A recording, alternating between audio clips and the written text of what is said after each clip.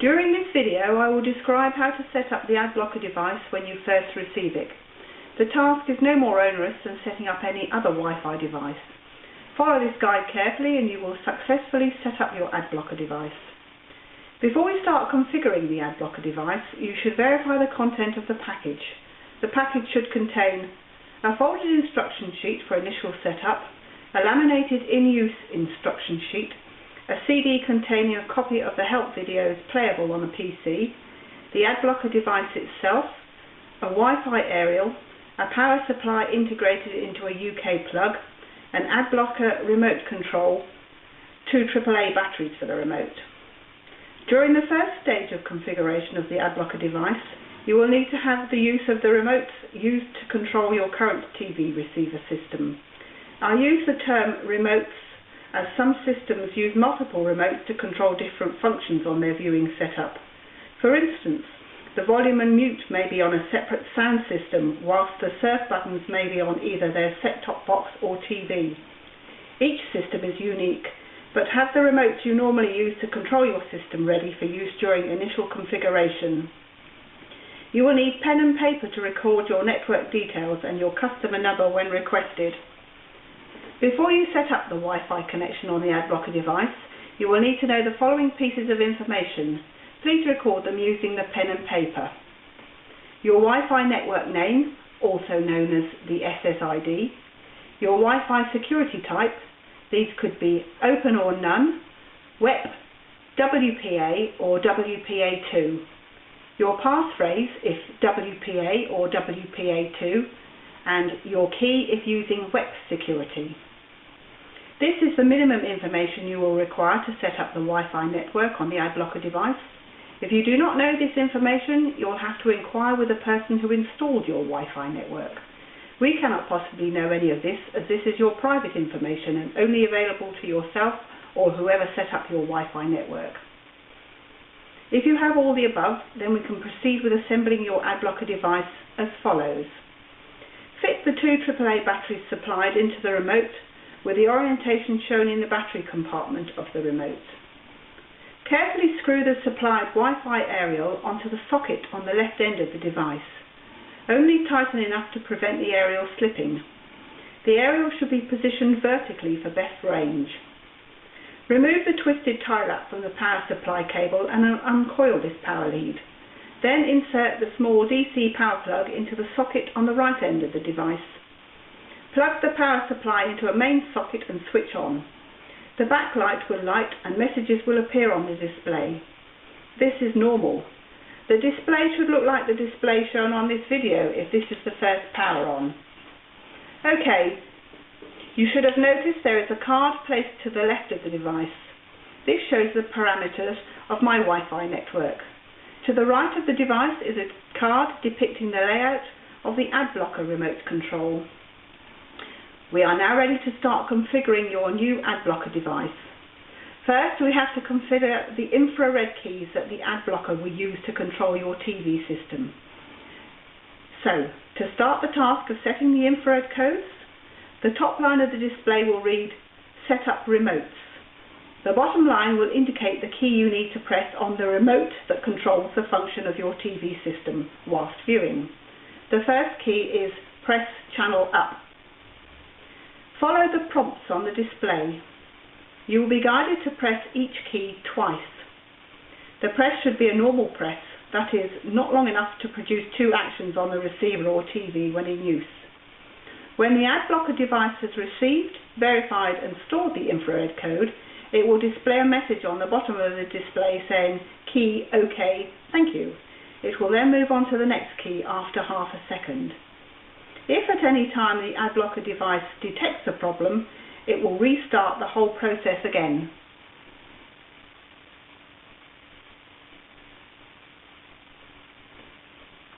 The first screen, once you have completed this task, will show you your customer account number. Please take note of this using the pen and paper. You will need this number when you register your device and activate the year's lease. The device will now try and log on to your Wi-Fi network. This will be unsuccessful as your Wi-Fi configuration is not yet set. The display will eventually say Wi-Fi config bag. on the top line and correct and reboot on the bottom line.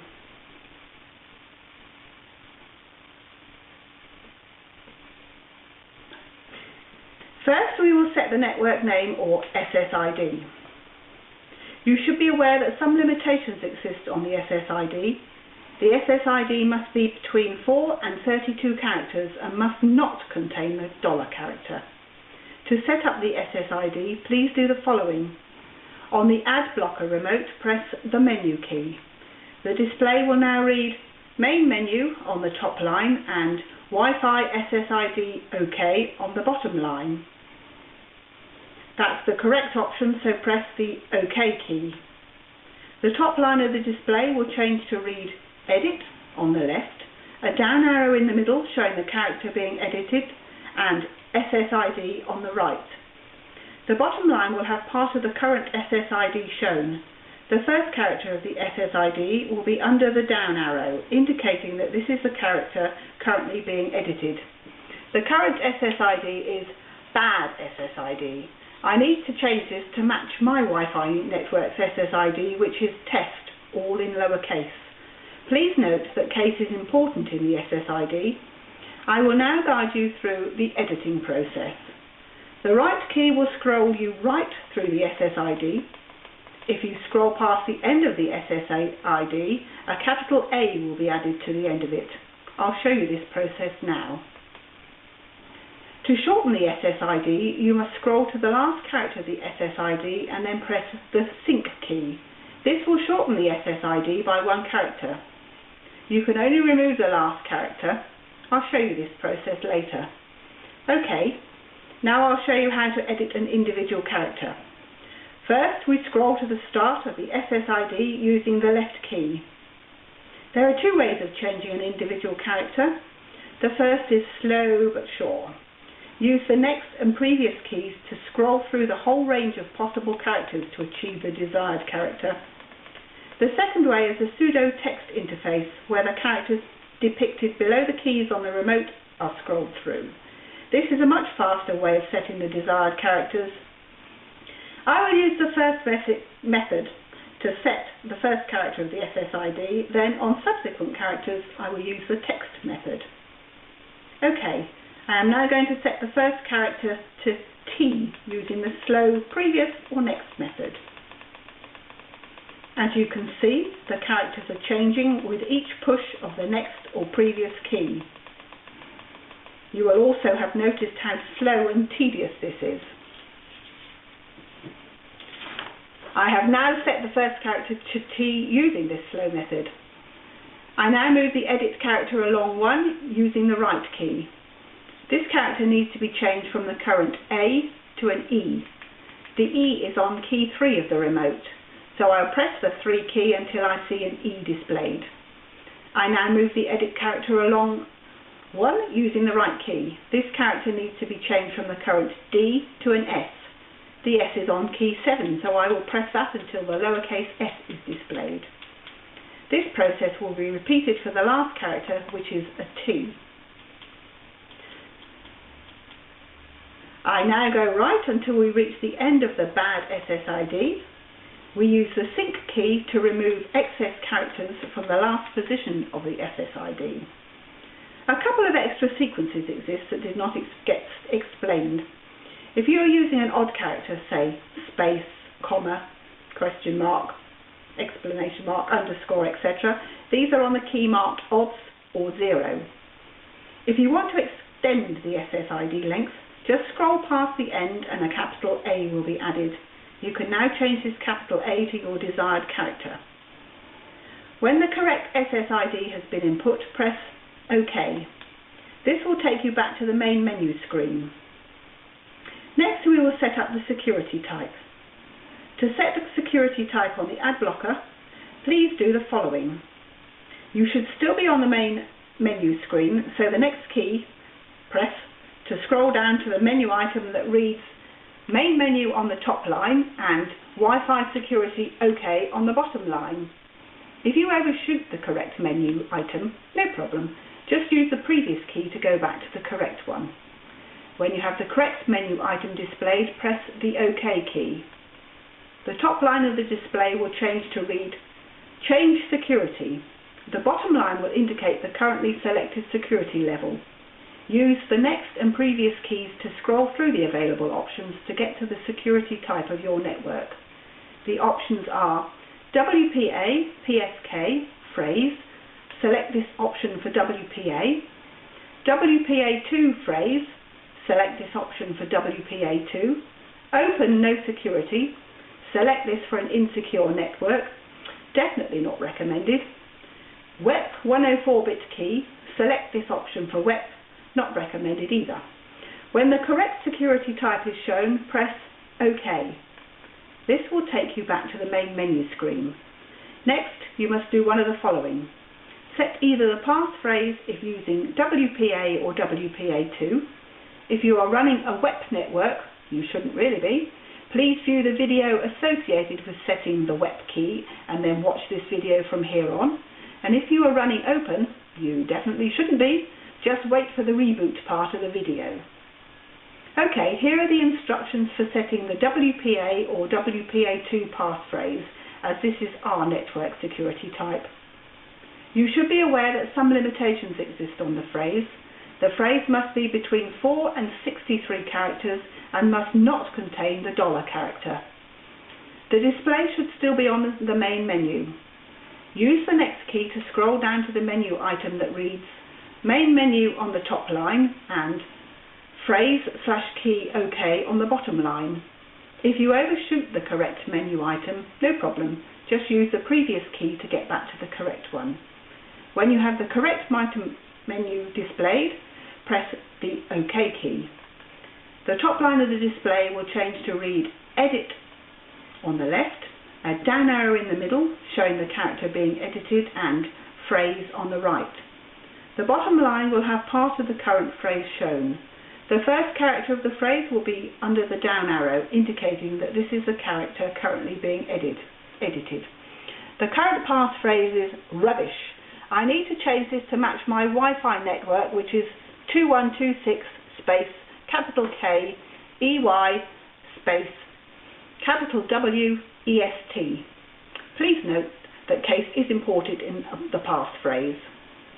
I will use the faster text type editing to set the phrase, as I previously described and used to set the SSID.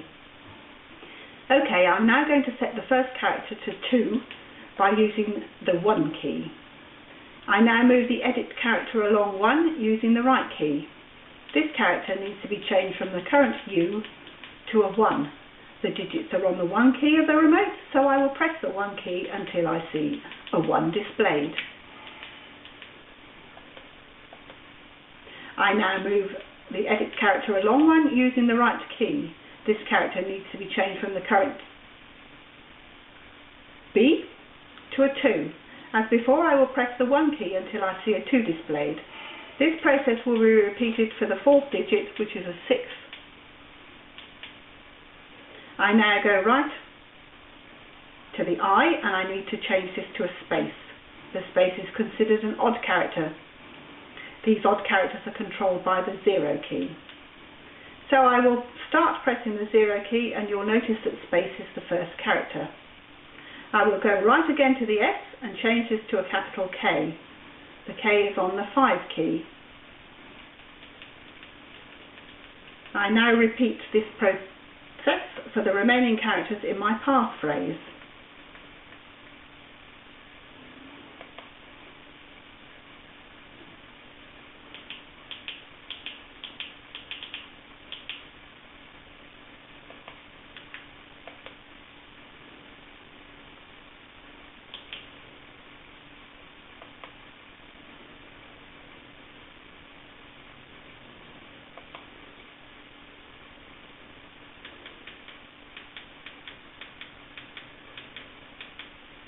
Nearly there.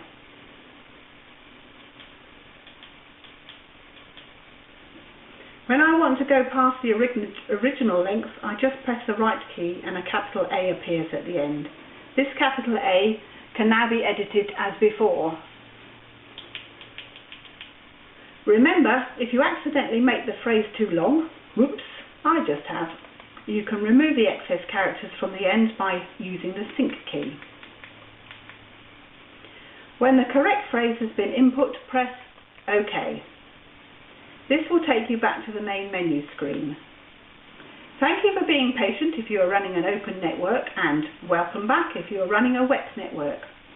We are now going to reboot the device and log on to your Wi-Fi network for the first time if you have set it up correctly. You should still be on the main menu display. Use the next key to scroll to the screen that reads Main Menu on the top line and Reboot Now, OK on the bottom line. When this is achieved, press the OK key to reboot now.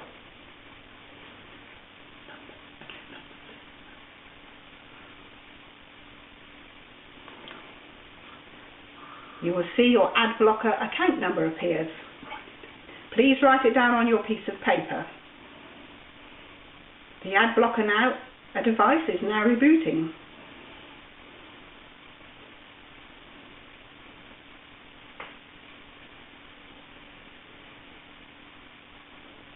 If all goes well, then it will log on to your Wi-Fi network and attempt to log on to the server.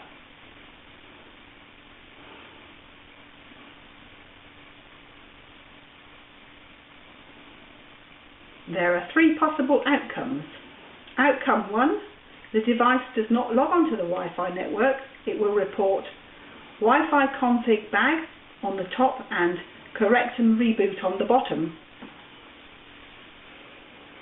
This is not so good but recoverable. You must check and correct the Wi-Fi parameters set until it does log on successfully. Outcome 2, the device did log on to the Wi-Fi network and connected to the internet and reports maintenance time on the top line and TV ad blocker down on the bottom line. This is a positive result as you have successfully connected to the TV ad blocker server, but unfortunately out of hours. Outcome 3, the device did log on to the Wi-Fi network and connected to the internet and reports lease up, please, on the top line, and call 01865 123 456 on the bottom line. This message is instructing you to call us to activate your lease. Make a note of the number that actually appears on your display, not the number shown in the video. This is not real. You should now watch the video or read the instruction card that tells you how to register your device and activate your first year's lease. Congratulations, your device is now successfully connected to our server. You are minutes away from enjoying no adverts. This ends this rather long guide to setting up the ad blocker device when received from you.